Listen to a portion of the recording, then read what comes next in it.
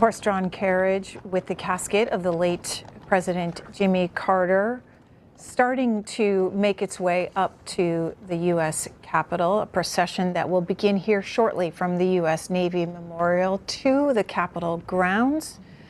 And we are expecting that some of the Carter family will follow behind this horse-drawn carriage. When they arrive at the U.S. Capitol, shortly after that, there will be a ceremony in the rotunda of the Capitol Dome. You will see members of Congress, the Vice President of the United States, and members of the Supreme Court, all gathered to mark the life and legacy of Jimmy Carter.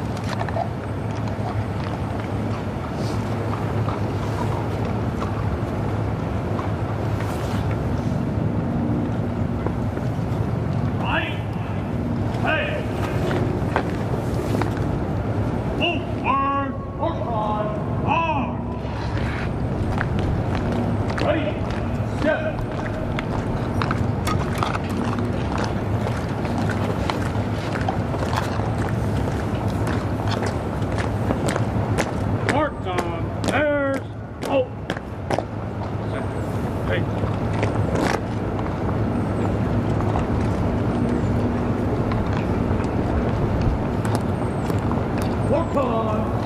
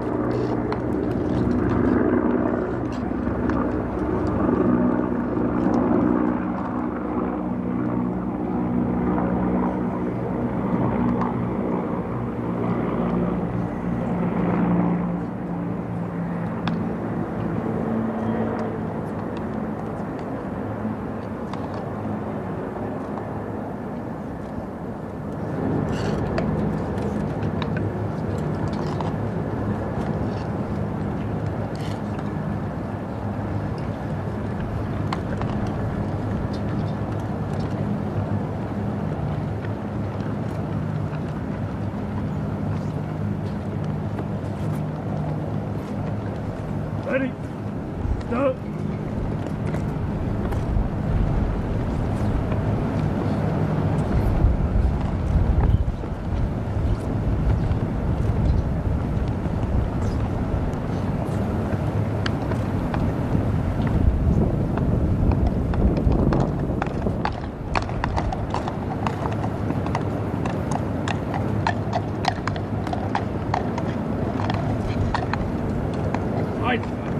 March.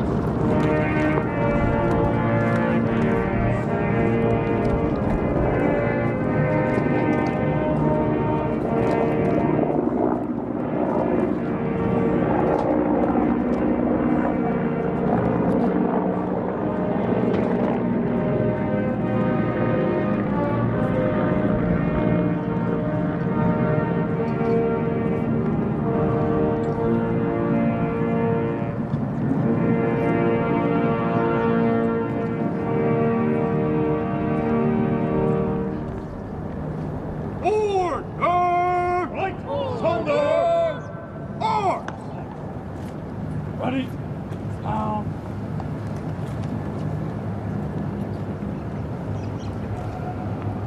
Ready? Set.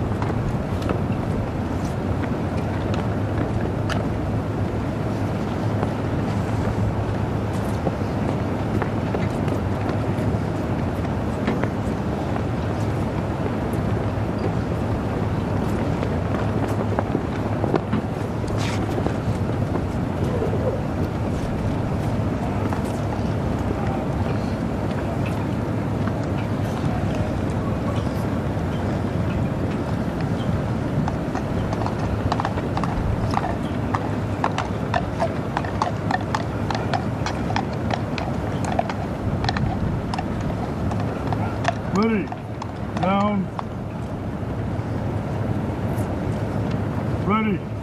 Step.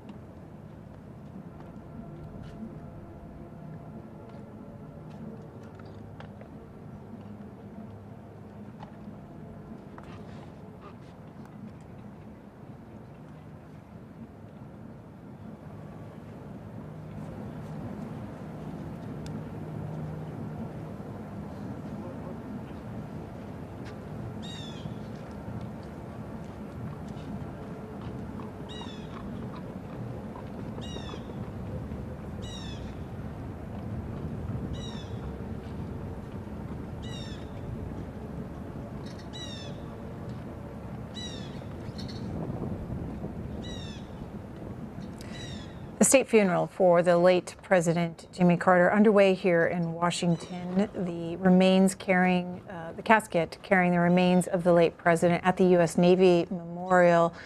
In moments, we expect that the procession will get underway. The horse-drawn caisson carrying the casket up to the U.S. Capitol. This route to mirror is designed to mirror the route that Jimmy Carter took during his inaugural parade when he and his family walked on foot from the U.S. Capitol to the White House in 1977. The Carter family, some of the family members, Amy, Chip, Jeff, and Jake, all following behind. Let's watch.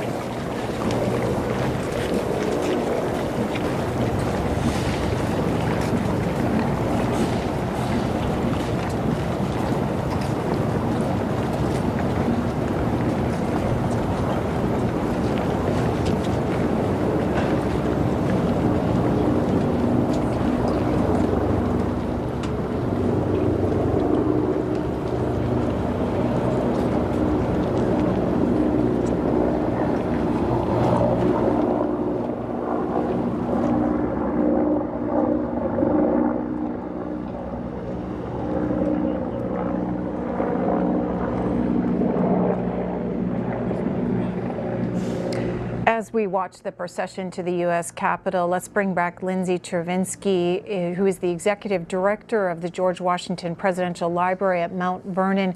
Lindsay Chervinsky, your thoughts as you watch this procession to the Capitol? Well, one of the things that, strikes me is when you talked about the procession on Carter's inauguration day and how it was, I believe, only the three of them. It was Rosalind, it was Jimmy, and it was their daughter, Amy.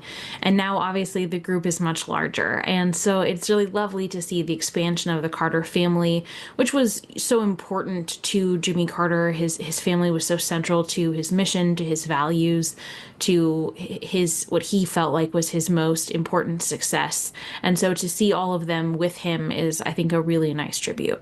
Jimmy and Rosalind Carter raising three sons, one daughter, many grandchildren. Jason Carter, one of his grandchildren, part of the Carter Center in Atlanta, Georgia, where this all began earlier today. We talked a little bit earlier, but reminder viewers of the history here of using the horse-drawn caisson. You have the riderless horse to mark a fallen soldier, symbolizing the loss of our commander-in-chief, the 39th president. There's a lot of parallels to when most of these practices started, and I think they started in earnest with Abraham Lincoln because he was the first president to be assassinated while in office. Prior to that point, there had been presidents that had died in office, but their services tended to be more modest, and presidents that died out of office tended to have fairly little national recognition. Certainly there would be observances, there would be articles about their time as president, but nothing like we're seeing here. Lincoln really was the first to have a major service, and that was partially because he was the first to be killed, but also because of when he died. He was shot on Good Friday, he died on Saturday, and then that Sunday was Easter Sunday. And with the ending of the Civil War right around that time, just a little bit afterwards, but it was clear the direction it was going. There was a sense by a lot of Americans that he was killed for the nation's sins. The parallelism to Easter was hard for anyone to miss, and it was so shocking and so violent that it was traumatic in a way it's hard for us to imagine. So there were really incredible ceremonies in DC, and then the train ride that took home the casket, and every place that it stopped, the casket was removed from the train. It was brought out on a horse-drawn caisson, and it was an opportunity for people to pay tribute. The riderless horse with the boots that are facing backwards and the sword in the saddle is borrows from a military tradition. When a soldier did die in battle, typically, or even after battle, typically the horse that they used while they were in the military service would be a part of the funeral traditions. This was true for Washington. This was true for a lot of other people, that their horses were a part of this practice because it was such an important part of who they were as a leader. And so recognizing that our president is the commander in chief, that is the reason for the inclusion of the horse. What is the role of the military today? As you can see on your screen, there are representatives from most of the branches there today walking alongside. Their joint services served as the pallbearers of the casket throughout the day. What is the role? Well, I think we've seen two different roles. One, we've seen all of the branches of the military included in recognition of Carter's time as commander-in-chief. The president is commander-in-chief of all armed forces, and they are usually there for safety, for security, but also in recognition that they are paying tribute to a former commander. We've also seen the Navy play a particular role. So the stop at the Navy Memorial was an homage to Carter's time in the Navy. At his service on Saturday, in Georgia, there was the inclusion of the naval fight song as opposed to all of the fight songs. And that was a very intentional choice to ensure, again, recognition of his particular history and how much that history shaped who he was and meant to him. The late Jimmy Carter, on his way to the nation's capital, will pause and watch as the procession gets underway here.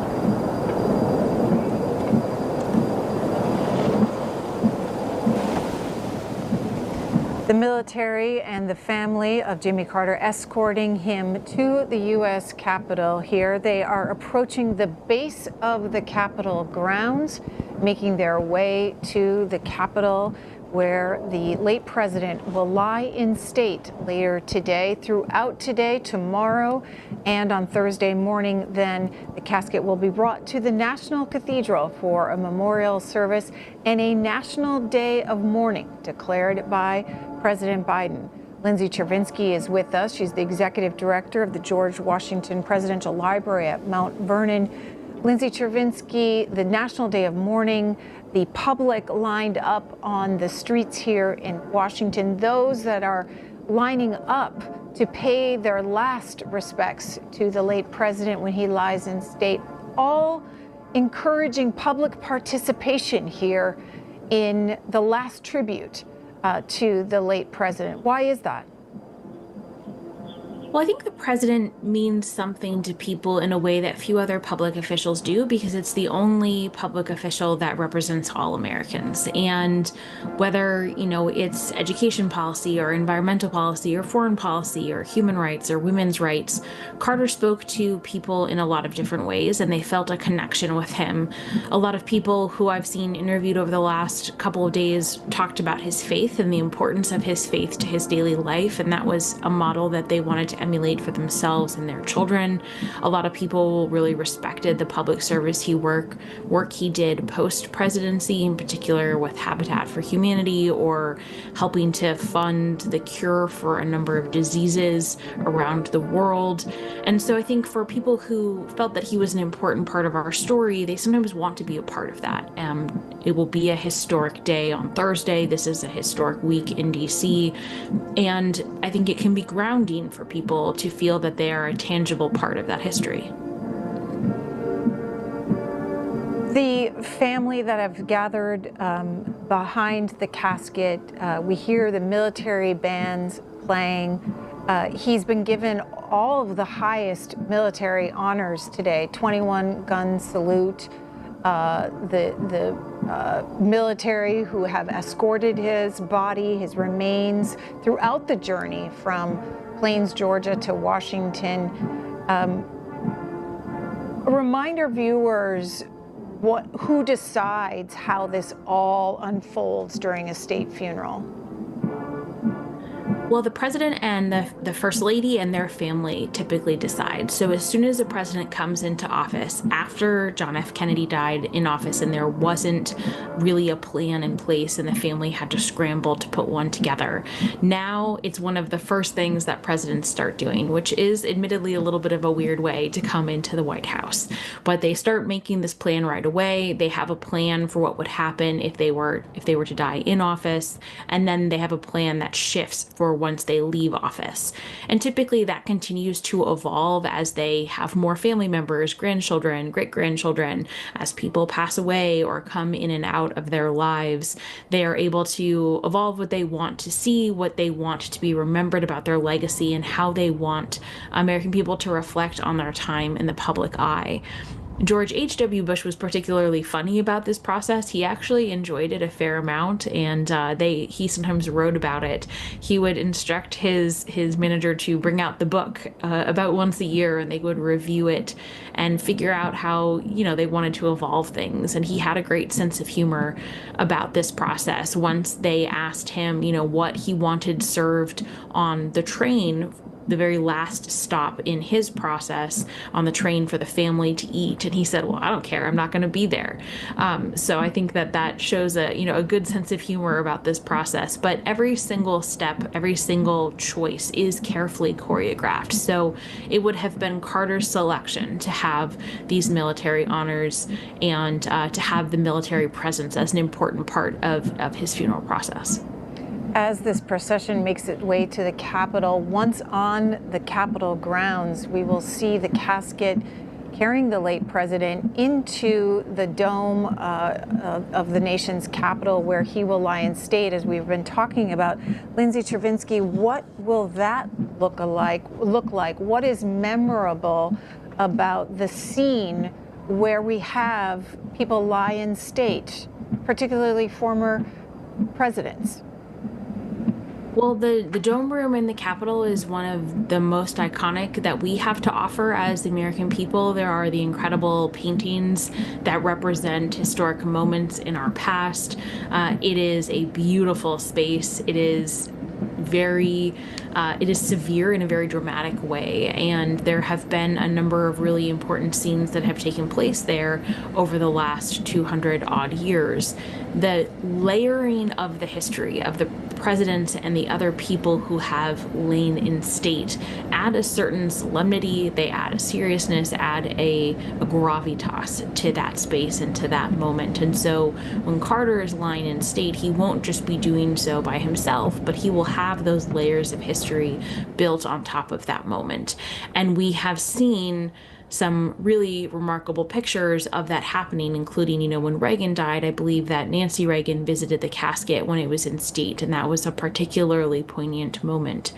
Typically, we will also see a number of other public officials come to pay their respects to Carter in this moment. So it is a humbling moment for those that will come through. Some of my favorite moments actually happen after hours when there are fewer people around. And you can see, I think, some of the more personal moments for people who are standing guard or for those who have a little bit more time with him. What about where the casket is put in the center of the room and on the catafalque? What is the history here? The catafalque that has been used in the past, I believe they're using the same one, although I would need to double check those details. The catafalque was originally created for Lincoln's services for when he laid in state. It was then brought out of storage for Kennedy and has been reused at several different moments. As you can see pictured here, it is in the center of the room. The light shines on it. People can be around it. The images and the history of American history are surrounding this person. So in terms of dramatic scenes, we really don't get much more dramatic than this. And throughout the lying in state, who is keeping watch and how does that take place? One of the most poignant moments can be the changing of the guard. What is that? So the changing of the guard, I think it depends on each president, and I don't know for sure exactly which servicemen are going to be keeping watch for Carter, because again, it does change. But the changing of the guard, there's a recognition that this person is not to be left alone, and so there is a ceremonial changing of the guard where you will have new servicemen come in. There will be a symbolic exchange of arms, and then the servicemen that have been relieved of duty will be escorted out. If anyone has been to Arlington Cemetery or if you have seen those ceremonies, it's very choreographed, it's very specific, it's incredibly moving. It's very hard not to be touched by seeing that, because it embodies all of the professionalism and the care with which these people do their duty on a daily basis, but also with which they wear the uniform. And so giving that level of honor and care to the person lying in state is a really important part of this process. And to confirm, the casket carrying the late President Jimmy Carter will be brought into the center of the rotunda and the casket placed on the Lincoln catafalque, as you were talking about, Lindsay Chervinsky, the history there of that catafalque in the middle of the rotunda, designed originally for Abraham Lincoln. There it is on your screen. The procession to the U.S. Capitol is underway, very close, approaching the U.S. Capitol. There will be a ceremony taking place, and you can see those lining up, getting in place for that ceremony. There will be eulogies from the Senate Majority Leader John Thune, Speaker Mike Johnson, and the Vice President Kamala Harris, all giving eulogies today. Lindsay Chervinsky, is that customary, the eulogies given by the folks that I just listed off? I think that it does depend on every process, because again, presidents get to choose what they want to have happen. But it is common for the people who are in power in the chamber that the president is visiting to make remarks. So usually you see the majority and the minority leader or some combination from both chambers in recognition of any sort of service. And typically this is where, politics stays outside the door. So while it is a very political space, they do tend to put that aside for funerals and to commemorate one's service, regardless of what party they belong to. The procession has arrived on the Capitol grounds. Let's pause, listen, and watch.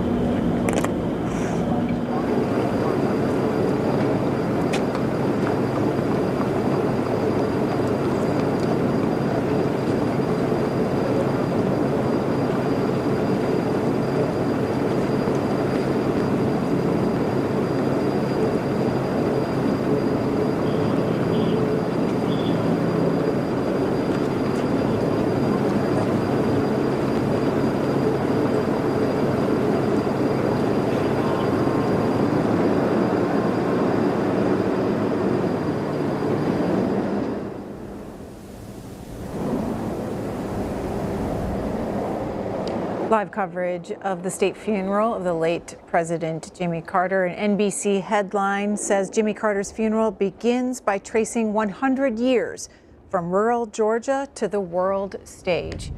Jimmy Carter, the late president, is almost near the Capitol, the casket carrying his remains making its way to the east front of the Capitol. The Special Honor Guard are getting in place.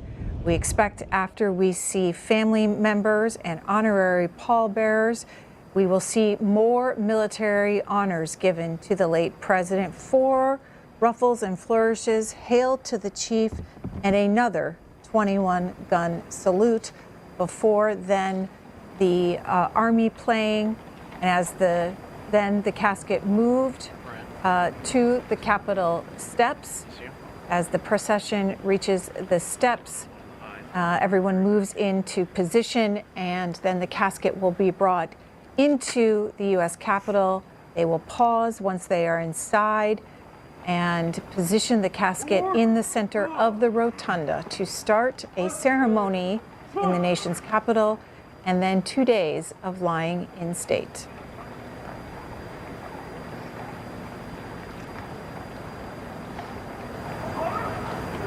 Where's it go?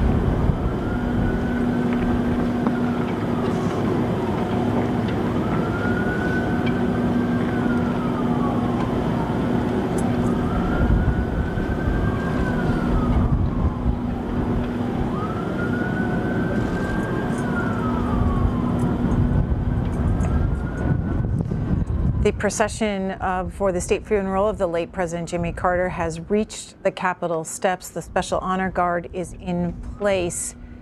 Another ceremony will get underway. What we're expecting here is once the procession moves into the U.S. Capitol, what you will see is the surviving members of the Carter's cabinet, the Carter family, all following the honorary pallbearers into the U.S. Capitol. And inside the Capitol, the casket will then be moved into the center of the rotunda. There on your screen on the right, and where members of Congress, members of the Supreme Court, the Vice President, other dignitaries, all will stand in a ceremony to celebrate the life and legacy of Jimmy Carter, the Commander-in-Chief, the 39th President, making his last stop in the nation's capital.